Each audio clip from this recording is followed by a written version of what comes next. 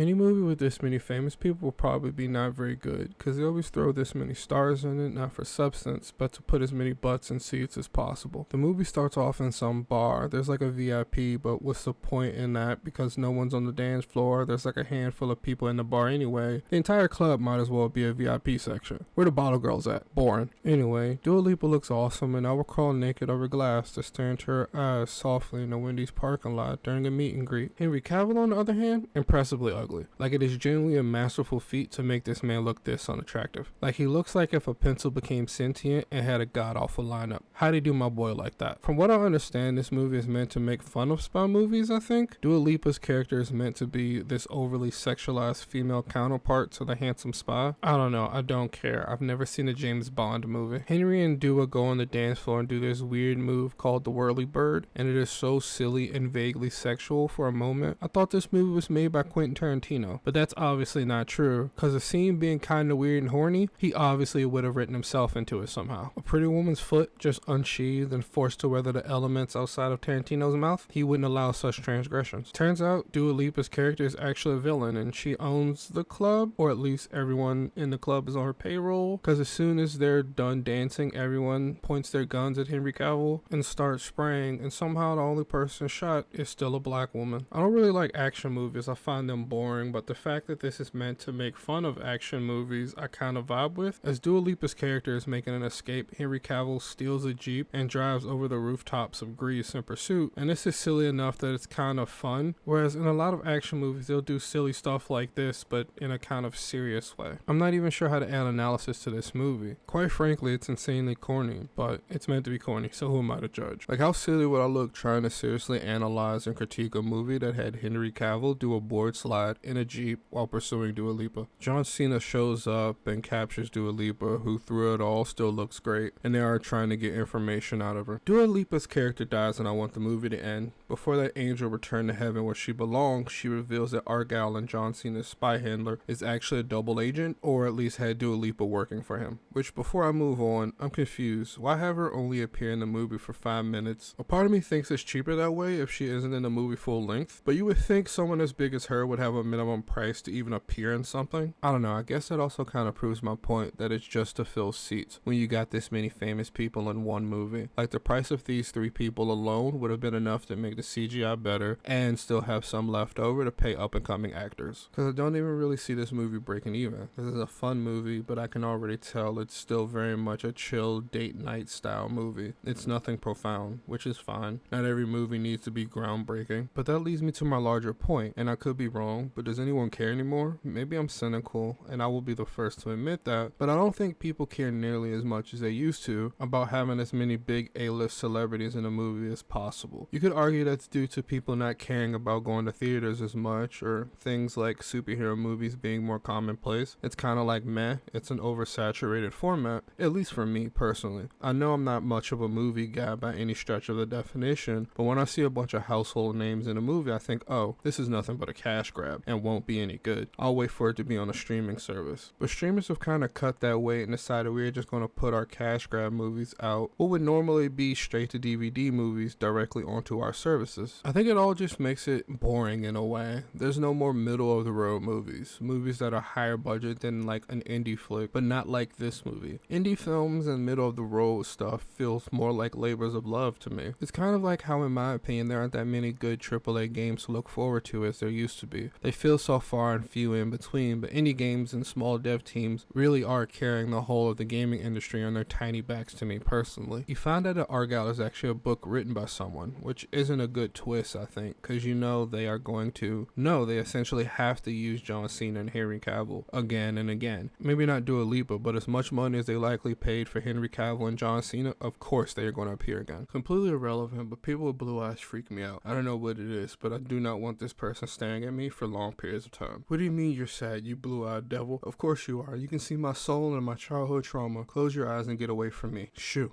I don't know if it's my ADHD or the story or what, but I can't bring myself to care. And I admit maybe this plot or the story isn't for me. It could be I'm not the target audience or something, but I just can't bring myself to care. When I watch movies with the intent of making videos out of them, I make bullet points and watch intently, which is draining even if I like the movie. But when I have no interest in it, it feels like a daunting task. And that's that's how I feel about this movie. I don't care that the writer lady is having trouble coming up with a compelling plot to book 5. I don't care what happens to Argylle. I don't care about anyone or anything in this movie, but I can't daydream or disassociate because I need to focus for a video. But this movie isn't something you focus on. It's something you watch before you start making out with your date around the 15-minute mark where I currently am. It's possible that because I have no attachment to James Bond or those genre movies that increases my boredom, and I have no interest in the gimmick of the movie so far that Argylle may or may not be real. So you have moments or scenes that will play out and Ellie the writer will be like no and start again, and that's neat, but that doesn't do anything for me. Ellie meets a hobo on the train who claims he's a real spy, and then Ellie loses her grip on reality and starts hallucinating that the homeless man is Henry Cavill, or her character Argylle. And I'm not trying to nitpick, but I don't get how he just shot a few rounds into the next car over and no one said or heard or got hit. But also, why she's still running? Bro has shot like 8 people who were trying to kill her, and even if you don't trust him, he obviously is okay with killing people. Where are you going to go? How are you going to get away from him on a moving train? Also, finally, why does she keep hallucinating that hippie James is Henry Cavill? Like, is it stress induced? I think it's meant to be like a Shallow Hal situation where if you don't know what that is, congratulations to you before this moment, and I'm sorry to you after this. But Shallow Hal is a movie from 2001 starring Jack Black where he is hypnotized to see only people's inner beauty. During this, he falls in love with a beautiful woman who is actually 300 pounds. We could dissect that movie and the fat shaming and everything else wrong with it, but that's a separate video and I'm not really here for that. What I am here to say is that concept was dumb as hell in 2001. Why in the year of our Lord Cowboy Carter Slayonce are you doing it in 2024? Especially when it's as predictable as it is. It begins to happen soon after she has a conversation with her mom about how she is successful but single. Well, whatever. It turns out Ellie's books aren't too far off, and there actually is a spy world and evil agencies that are run by Bryan Cranston. The story's pretty cut and dry after the big reveal. Hippie shaves, catches Ellie up, and tells her that she is indirectly predicting actual world events, and they fly to London so she can get clues on where Aiden can find his hacker with a silver bullet. In between, there are moments where Ellie falls for Aiden, who is hot, but not in a Henry Cavill way. More like a once you've come to grips with the fact he isn't Henry Cavill, you can see yourself having a small home in the suburbs. This will do average looking middle-aged cookie cutter white guy you could probably find in a mall kind of way. I like that this movie can be boiled down to being a spy is badass, but all spies aren't hot, while having an objectively attractive man play a not hot spy. It's odd to me that spy movies are still insanely huge when that's a profession that we have enough evidence of in the real world to know it doesn't exist in the way that it does in movies. I guess like cowboy movies, people are there for the fantasy, not the historical accuracy. The reason I find action movies boring is because I find them predictable, which is absolutely fine. But the reason I can't really sit through them is because of my ADHD. When I find a movie predictable, my brain will start to wander and not focus on the movie, or I'll pull my phone out and get distracted. My brain needs something in the background to occupy it while I focus on the movie. When I watch movies I can't predict, my brain is doing stuff in the background so I can focus on the actual movie, like trying to figure out what's going on, what's going to happen next, etc. I just hope someday I can get big enough I can watch whatever I want and not what's popular or trending, to be honest. Bryan Cranston does play a cool villain though. It makes me want to watch Breaking Bad. I have yet to actually watch it though. Aiden is having Ellie try to write the next chapter of book 5 in order to try and find Bakura, Hakuna Matata? I don't know, whatever the hacker Aiden is looking for his name. Financially, I understand why they need to keep having Henry Cavill and John Cena appear. You paid all that money, why not use them? But narratively, I don't get it because they aren't real, right? Like, unless they plan to do some sort of thing where you find out that Argylle is actually real, I don't get showing scenes of them looking cool and doing anything when you know narratively they aren't real. It doesn't really add much to the story for me. I would much rather have Aiden, who isn't as cool and handsome as Argylle, do spy shit while Ellie directs him on what Argylle would do. I kind of find myself thinking, please get back to Ellie. I don't really care to see Henry Cavill do anything because you know he's fictional. I'm starting to believe Argylle is real because while trying to hack into a satellite, the movie jump cuts between Aiden, Bryan Cranston, and Argylle talking to one another about next steps, and they're basically finishing each other's sentences, which was kind of a lot. I've never seen so many jump cuts in one scene. I am once again repeating myself. The amount of money they pay all these A-list actors to be in a movie, they could have just gotten better CGI. Ellie and Aiden find more clues to where Hakuna Matata is, and Ellie hallucinates Aiden as Henry Cavill some more, which is just an odd plot device, I think. I don't get the purpose. Is it to show that she's falling for Aiden as he murders people and looks cool? I don't know. I don't care. One nitpick though is that they point out that Hatsune Miku, the hacker, is an anarchist. And why would an anarchist do contracts for spy agencies? Anyway, you find out Aiden is actually a dick who can't stand Ellie, and she leaves the motel as soon as possible. Jesus Christ, I'm about to start writing cheesy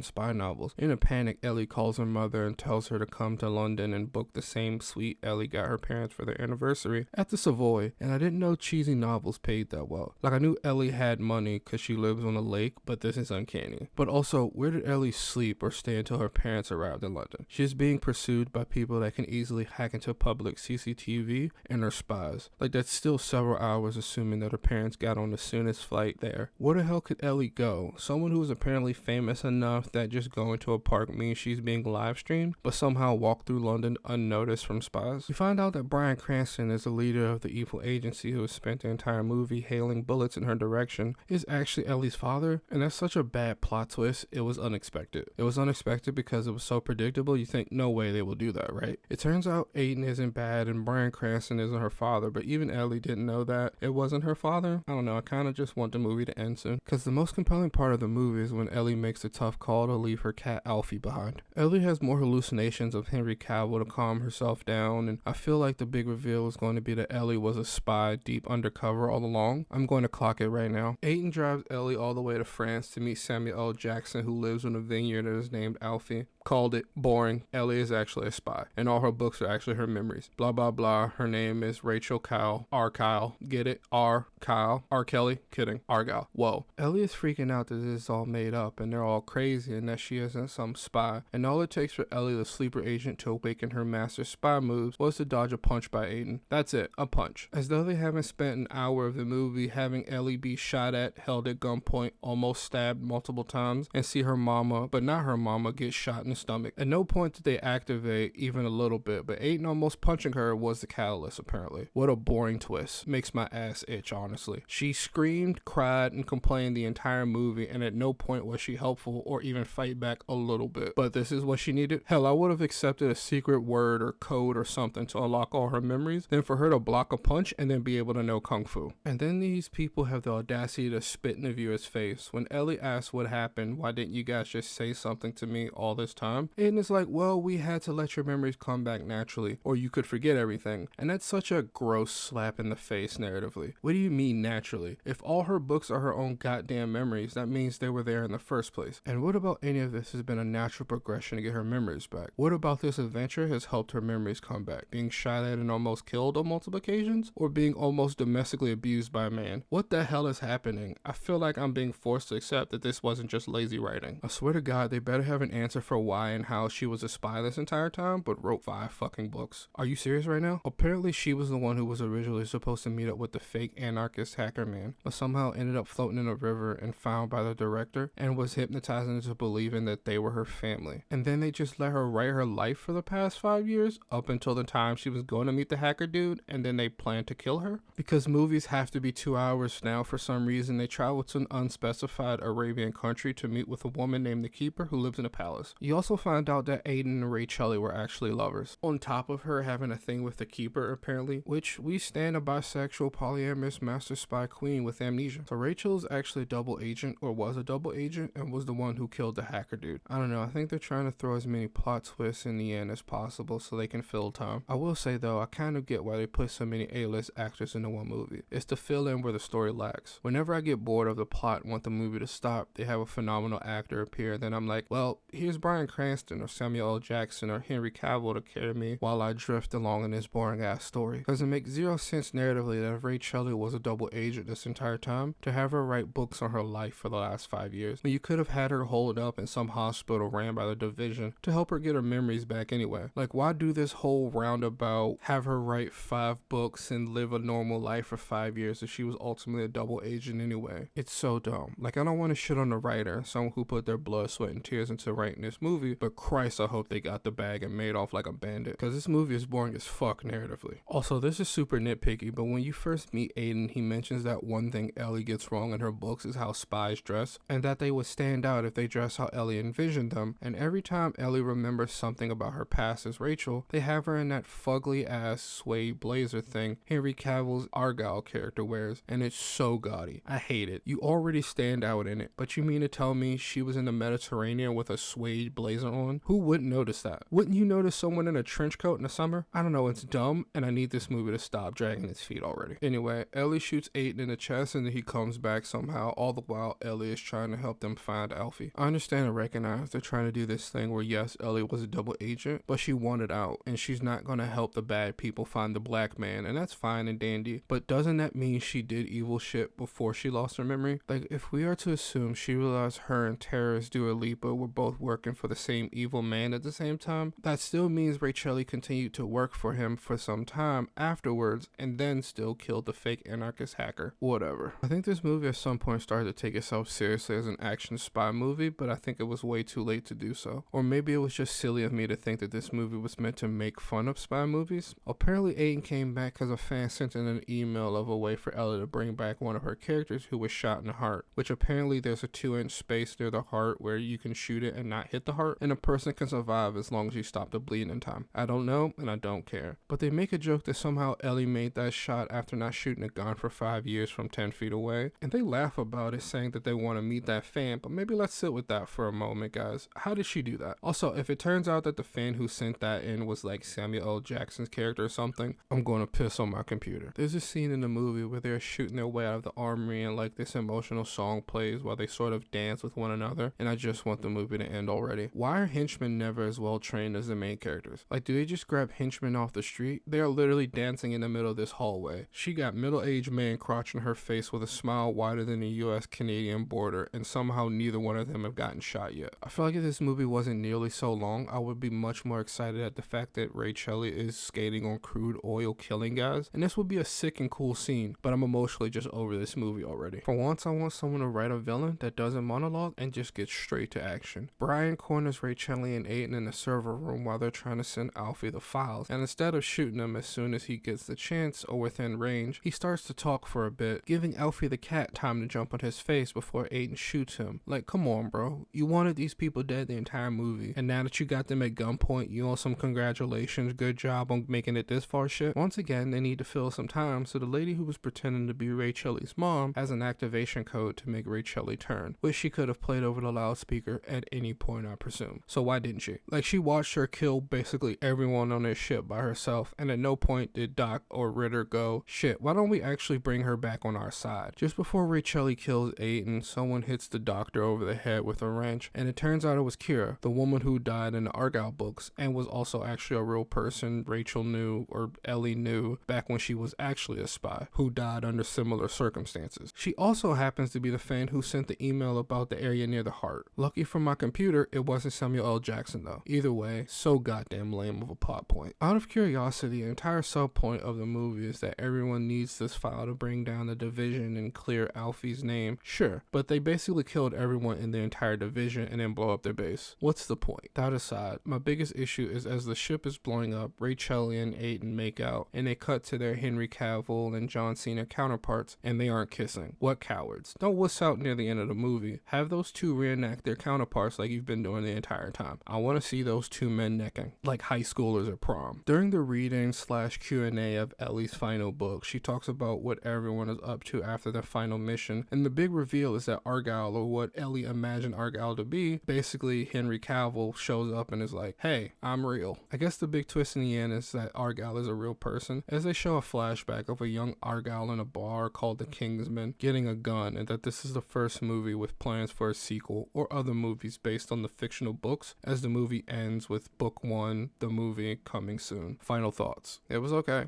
I have nothing of value to add, really. I didn't come away changed in any way. I could have gone without seeing the movie, and nothing about my life would have changed if I didn't see the movie. And that's okay. This movie isn't really my cup of tea, but that doesn't mean it's bad just because something isn't my thing. Taylor Swift isn't my thing either, but that doesn't mean she makes bad music. This movie is fun, as long as you don't look at it as some media that should be looked at through some refined lens and put under scrutiny. It's a fine date night or on in the background kind of movie. Like, you know those movies you sort of watch while you're cooking or cleaning up a little bit? This is the perfect movie for one of those times. Again, it isn't bad. I think ultimately this kind of movie, the point isn't the plot. The point is to see some of your favorite celebrities looking hot and cool. And it does that well. Anyway, thanks for watching.